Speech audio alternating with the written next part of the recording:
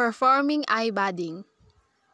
In performing eye budding, you will need the following tools and materials: a budding knife, grafting tape or any available plastic tie, rootstock, and another rootstock with a healthy bud stick.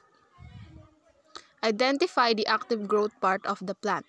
This is usually found around the middle part of the stem where the green and brown bark meets. Select a healthy bud stick from one of the rootstock. Cut the bud and remove it from the rootstock.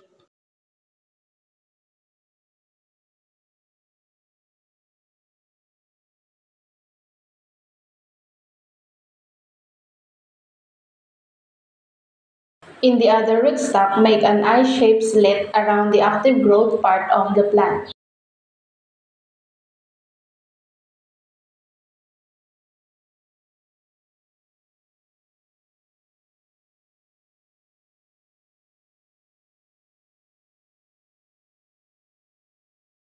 Scrape the bark open and place the bud into the slit.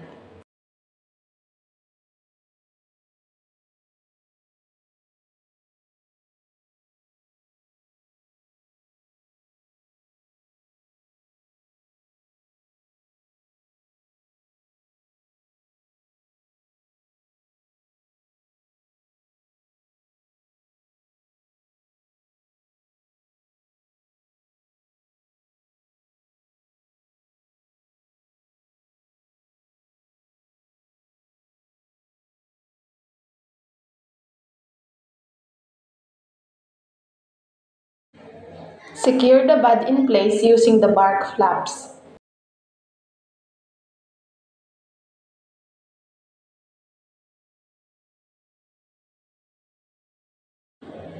Tie the union. You can wrap the bud with a single layer of plastic to avoid water from coming in contact with the union.